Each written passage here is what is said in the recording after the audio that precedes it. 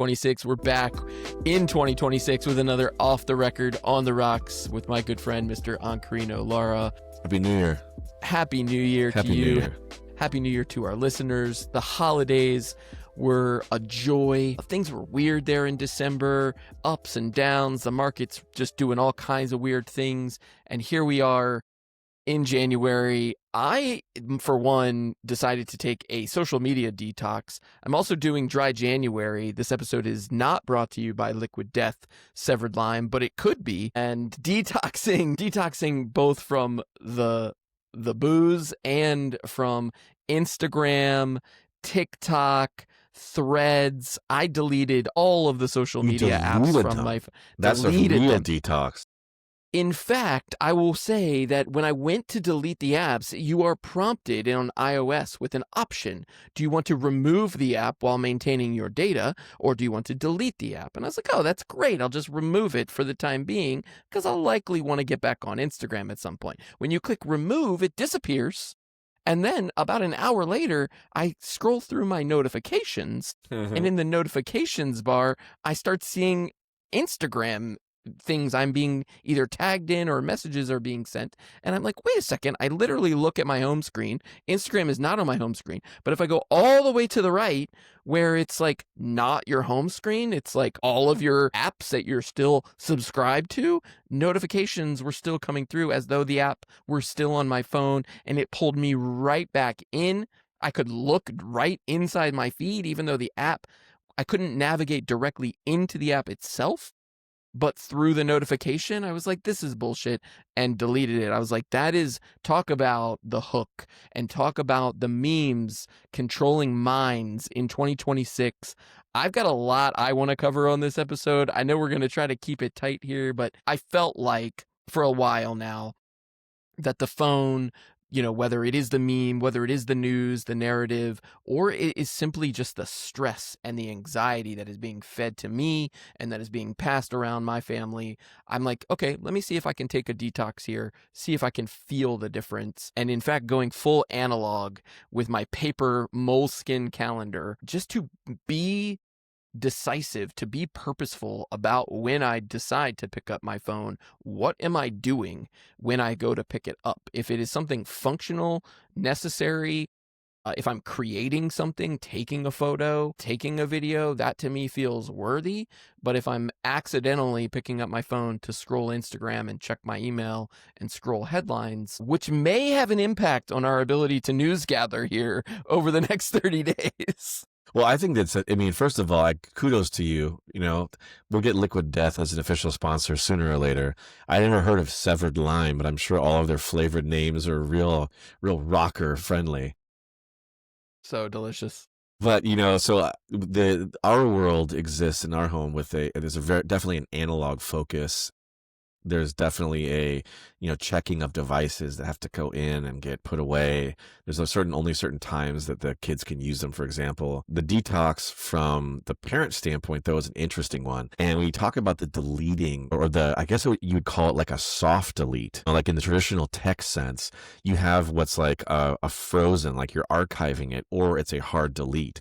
And it sounds like basically all of these services are just steering you into a soft delete. And there is no modal that lets you toggle on or off notifications during that time, which is interesting. Like you can soft delete, but you almost would expect it to say, do you still want to be notified? And you could just say no, but of course they don't want you to do that. I think it's a really important point for everyone because it comes on the heels of all these new reports that are coming out, these retroactive reports or retrospective from the last year or 2 years, 3 years. I think it goes back even 5 of what is the average screen time of people in the world, and specifically in the United States, let's say, versus in Europe or versus the East. You see that even screen time during school hours, during calendar school days, is peaking for young people. That there is this, we are seeing something where you have the discipline. We have on the show, we talk about this stuff, we live it. And so to be able to be disciplined and be purposeful, as you said, and just say, hey, I'm going to punch out for a month. I may not be able to news gather, right? That's sort of our most dire strait is I'm not going to be able to pull up this rad article, you know, and forward it to you. But when you think about what does that really mean for someone who's Gen Alpha, Gen Z, who are a month without digital contact is something is almost like a fate worse than death. I hate to say it that way, but Oof. you're describing a kind of a detox that, look, Ready Player One, at the end of the movie, one of the great seminal metaverse movies, right, of our time. At the end of the movie, the Oasis, which is their term for the metaverse, basically is closed. If you remember, they close it down for, I want to say, Tuesdays and Thursdays. They were very specific about their plans. Like Monday, Wednesdays, and Fridays, you can be in the Oasis. Tuesdays and Thursdays, you can't. And I wonder if we're fast careening towards a world where apps have very specific hard guardrails of availability, either based on time blocks, time windows during the day, or just days during the month. But clearly, there is not enough parental controls. People go on and talk about that, but you and I both know you can kind of sort of set that for a preteen. But as soon as you get into the next tier of childhood, of adolescence, and into like young adulthood, it is extraordinarily difficult to control a device that isn't in your hand. So I think this is a great exercise. I'm going to take a page out of your moleskin. I have a moleskin that's sitting right here, right next to me. You can see it's got this nice little script pen on Oh, it. look at that. It has nice parchment with the little gold edges. Very nice. I found this. This was a gift that was given to me when I graduated from high school from one of my best friends' parents. And she's an illustrator, and she wrote my name and full script and described all the nice. things that I'm supposed to record in this book. Clues from the past often. And you've never written in it? Not yet. I just found it in a box under the house over the holidays. It says, "Discover amazement and wonder, June 1997. We wish you joy in your journeys," graduating high school. "Clues from the past often bring answers for our future. With love and best wishes, presented to you for your graduation. That's prayers and safe travels." Wow. So never written in, and I decided this is the time. This is the moment for me to start to go a little bit analog. Now, can I do it 100%? I don't know, but I'm going to start that as a resolution of sorts, at least to start writing things down that are important in a way that it's, it's hand to paper, and I'm not going And to I Twitter think fingers my way into the future. this is from 1 week ago, and I don't even think we sent this one back and forth, but Australia's under 16 social media ban. Reading headlines here from the New York Times: worn down by worry, parents look longingly at Australia's social media ban. That's from the New York Times, referencing American parents who are feeling worn down. They can't control their kids' use. They're logging into Roblox, to Fortnite. They're on TikTok. TikTok is back. They're on Instagram. We know Meta got in trouble and was knowing this social and mental impact that its platforms were having on users. And there's Australia out front leading the way, saying we're not going to let any kids under the age of 16. What did we cover here on the show? Maybe a month, 6 weeks ago, Roblox rolling out features to guess the user's age based on a face scan. Not that you tell us when your birthday is. In fact, we don't want to store that data. We don't want to have data and birth dates and social security numbers and addresses and phone numbers of minors in our database. We just want your selfie. We'll guess how old you are, and then we'll determine whether or not you are allowed on our platform.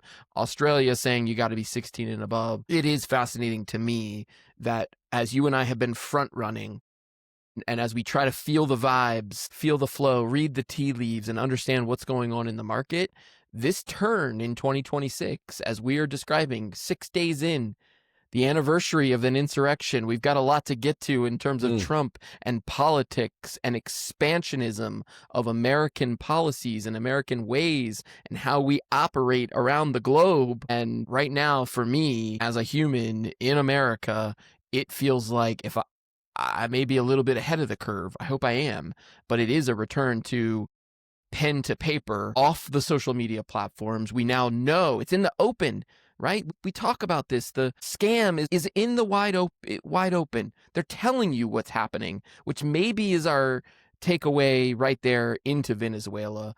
But the scam is in the open, whether it is the crypto memes, the regulation around stable coins, what's happening in the big tech, the big acquisition, all this stuff that's happening in the global economic realm is, we're seeing it for what it really is now a pay-to-play game. Sam Altman taking billions, if not trillions, fake money with no revenue, right? It's a shell game, and who can move the fastest and who can move the farthest and who can bring as many and as much attention with them. And I said attention, not people. And I think that that's where the memes go when you start to think about, despite my digital detox, I can assure you that I've seen, and I think we've covered here as well, the crosshairs zooming in on Venezuelan drug boats and the meme that that created and the desensitizing that that accomplished with people seeing it on the screen. I don't know whether it was a Fortnite game or a real game. Narco terrorists getting killed in Grand Theft Auto looked real to me. Looked like it was a drug thing. I think it was drugs, right? That's why we got him out of there. I think it was drugs, right? And wait a second. Now we got Maduro out of Venezuela. I mean, this headline, I'm glad we didn't start with it right off the bat, but it is a very good microcosm of the truth is being shown to us right out in the open. I don't know whether it's oil. I don't know if JD Vance is running the country, but what I do know is that we need our guy in there. We need to know that whoever is running the country is beholden to us. If we're going to go hold new elections, we better control the elections. If we're going to have oil, there's got to be our oil people in there, right? The American expansionism, the hitmen have been exposed. And the economic hitmen in this case were just preceded by the real hitmen. We've been, like you said, we've been blowing up boats. We've been doing this stuff in plain sight. And now what is obfuscated is the economic hitmen still to this day. Right? What do you see? Well, we see helicopters coming in low. We see power going off. We see people being dragged out of their bed. By the way, talking about another anniversary, the Maduro, what would you call it? The capture? Everyone throws around kidnapping, but the capture of Maduro happened on the 36th anniversary of Noriega's surrender to the United States in Panama City. Noriega surrendered on the 3rd of January in 1990. Just think about that for a second. I mean, the timing on purpose, right? The curating of these timelines, these narratives, the boots on the ground that were absolutely there to go and to capture and get this person. All of that is now obfuscating this economic hitman behavior, right? Because there is going to be an IMF loan that will be forced on them. There's going to be the Chevron oil company, who's still one of the last remaining American refineries or refining companies is in Venezuela. They're going to get business. And guess who else? Let's call some other people that we know. How about old Dick Cheney's crew from Halliburton? Turns out they happen to have special refineries that can handle the Venezuelan crude, which is apparently very unusual in the world, but also very coveted. Maybe it's chemically different, right? So all of that happens, but what is also being obfuscated, what's being hidden by the Hegseth, unclassified boat hits. And by the way, when did we start using the word unclassified instead of declassified? That always makes me, it's like everyone's changing things just a little. It's like, that's the new way of saying it. Okay. Is that even real? Who knows? But then you look just one layer behind, right? Maybe really where the truth layer is in this case. The layer 2, layer 3 is the truth, because the president's son of the same name, Donald Trump Jr., happens to be an advisor for both Polymarket and Kalshi, which are both predictive markets, which fall under not the SEC, because it's not a security. It falls under futures, because if you're predicting something like, hey, Swami Gypsy Man, if you're predicting something, you're predicting the future. And if you're predicting the future, it goes under the CFTC. My son is the advisor of both these predictive markets. And so it was no surprise, but also it was still shocking that one note that we saw, which is some people made a whole lot of money predicting when Maduro would be captured. Now, you could argue that, well, it was an obvious bet just because it was the 36th-year anniversary of when Noriega was captured, which, okay, but really, it almost feels like somebody whose father runs the country just told a few people that this was going to go down, and then people made $500,000 on these bets on predictive markets that are effectively deciding real-world outcomes. Yeah, this is wild to me. This is from NPR. One prediction market trader basically on Polymarket bet $32,000 that Maduro would be toppled by the end of January. Placed that $32,000 bet Hours before Trump ordered the operation, the trader made more than $400,000 in profit. The NPR article asks, was the trader just lucky or privy to classified government deliberations? For now, it's impossible to tell. That's very diplomatic of NPR, by the way. They don't want to get anyone. They've already had all their funding pulled, but that's one example. That's the one that they felt comfortable enough talking about. But there are hundreds of others that are making money off that same bet. Because as soon as that first bet went in, then people start piggybacking on it. Maybe not to the tune of $32,000. Now, if someone went $36,000, $1,000 for each year since Noriega, I'd say something fishy was going on. But that is just the sort of the beginning. When I say this idea of this predictive market in this future and like this monetization of the future, it's really, really important for all of these events that we're talking about, because not only is everything open and in plain sight, but there was this kind of it's almost like an invitation to be complicit by tapping into that fear and greed, odometer that people look at, right? It goes left or right, which is, hey, we're going to go and do these things. We're not doing it because of democracy. We're not doing it because it's the right thing. Like you're saying, no one is sugarcoating it. We're doing it because we're going to go and get the oil, and then we're going to fix all the things that are wrong about this country because we weren't getting the money, and then we're going to get all this money. And now what the message is to retail investors, to the public, is you can also benefit from this financially. We're telling you what we're going to go do. We've been amassing warships off the coast of this country for months. And then suddenly these bets start appearing of when are we going to go get this guy? And if enough people in these poly markets and Kalshi start wanting to bet on, insurrections, incursions, and captures the same way they want to bet on whether or not Steph Curry's going to hit 5 threes tomorrow night, you've literally desensitized. That was a great word. We've desensitized everyone to what the actual events are. It's just under this big blanket category of the future, which you and me and all our listeners can make money off of if we're so inclined to steer towards whichever, the prevailing wins. And it seems like and this is happening across every decision that's being made in politics, in sports and everything in between.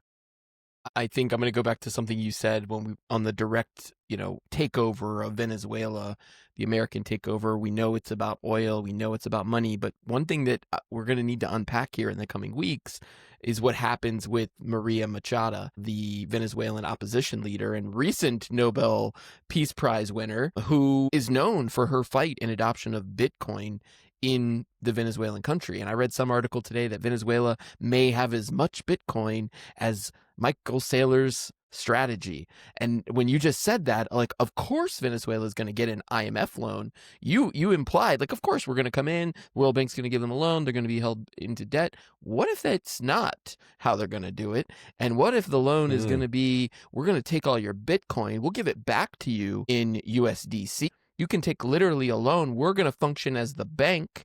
We're going to hold your Bitcoin for you. We'll give it to you in some stable coin, and then you can pay it back as necessary at some agreed timetable. I would be interested Throw in some to see treasury bonds in there too, by the way, just to bolster the stable coin. Some U.S. treasury bonds too. No doubt in my mind that the economic implications here of Bitcoin have some, and I just don't think we've seen this play out yet. I think there's still stuff happening here in DC around the market structure bill and the stable coins and how that's going to operate. Meanwhile, we're seeing Morgan Stanley step specifically into ETFs with Bitcoin, Solana, Ethereum, kind of the main staples. Morgan Stanley, again, just another one of those big, giant financial institutions that if they're using Bitcoin, then of course it's got to be safe for everyone to use. But I think as that market clarity continues to solidify, and whatever happens with the new leader, whether it is Machado or however it ends up happening, I guarantee you Bitcoin and the economic impact of cryptocurrencies in that country are going to need to be, we're going to need to shine a spotlight on it, however it ends up getting structured. Yeah, I mean, I think you're 100% right. Plus, you have, El Salvador not too far away. You have other countries in that part of the world who have tripled down on Bitcoin. Any country, as we talked about over the years, who is under U.S. sanctions, formally under the sanctions of the U.S. government, has moved to crypto. I mean, this is how they continue to operate outside of the boundaries of the IMF and the World Bank and so forth. But it's an interesting kind of just pause point, I think, too, in that there are now three major hotbeds of military action that the United States is either directly or indirectly involved with. Three different theaters, if you will. Venezuela being added to the list if you consider Ukraine, which has been the first one simmering for a while. And then, of course, you have what's going on in Gaza and Israel. And the volume, I mean, I've heard a lot of these pundits talking on various stations just about how much it costs to send one of the new, like the SS Iwo Jima aircraft carrier, to just send that ship, that vessel, with all of the planes, the F-18 Hornets and whatever else it carries, and the jump jets, and all of the personnel, and the food, and the petrol, Supplies, the oil, everything that you can go down the list of describing, just to move that carrier and drive it to be off the shore of a country is hundreds of millions of dollars over time, if not billions. And you'd have presence in three very separate parts of the world. The thesis is look to now these new revenue streams that the United States is tapping into, right? Suddenly, we still really haven't seen this idea of the digital Federal Reserve or whatever that will become manifest yet. But at some point, we have to believe, and now as we're in the second half of this decade, that's going to start to become a real thing. And can the United States military be funded in some way, shape, or form by spot Solana ETFs or whatever the crazy stuff that people are pulling out of the air to create this value, that you're going to need some incredible tranche of resources to fund defense generally. Just the literal moving of humans in boats all around the world by itself, before you start even flying planes and helicopters and everything else, is going to require massive resources. And we haven't seen this kind of an outlay since the Desert Storm and Desert Shield, and I remember this is going back now, right, this is the turn of the century. But at that time, for us to be physically in Iraq, was $1 billion a day was the burn. And that was 25 years ago. So fast forward to today, and we're not talking about people setting up tents and throwing like beach parties. We're talking about driving enormous like mobile command centers all around the globe and just setting up shop off the coast. It reminds me so much. We just watched some old Star Wars movies over the holidays, and the Rogue One and these other movies show these Empire Star Destroyers just floating or hovering above planets and just looking menacing before they send down their TIE fighters and their whatever to attack. But this is what these countries are looking at. You look outside of your window onto the coast, and there are just these enormous dark shapes floating out the water. And then all of a sudden the power goes out. And there's going to be a moment in time where there's going to have to be a massive new budget, type of conversation. And it's not going to be an easy one to swallow for Congress, even if Congress even gets a chance to vote on it. It sort of seems like these things now happen outside of any traditional mechanisms. Yeah, I think that's right. The money, the war machine, and this expansionism that you're seeing happening, I think it's all part of a larger narrative that is most definitely taking shape in 2026. I think markets are still primed. We're in Q1. I think Apple reports earnings. We've got CES happening this week. We've got Meta dropping new products. Apple's going to wait till the week after, as they normally do. We'll cover whatever their announcements are going to be. I don't know if it's earnings or what they have coming in the next couple of weeks here, but I'm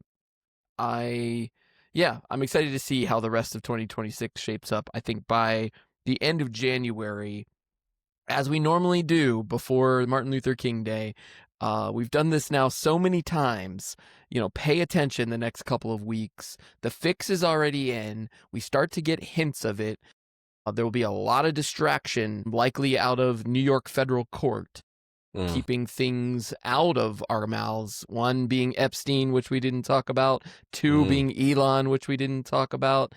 Keep your eye on, and those other wars that you just described, Ukraine, Gaza, all of those things sort of taking a little bit of a backseat. Priorities get shuffled around. New priorities, new 2026 goals get established or have already been established. And now, as the fix takes shape, the narrative has to be formed around it. And I think we'll start to get a lot of that plot line as we head into Martin Luther King Jr. and mid-January. Yeah. We'll have to do it again. Final thoughts? Yeah, well, just talking about CES, it's sort of this, we're talking out of one side of our mouth about the detox, the importance of lessening screen time, about becoming more analog.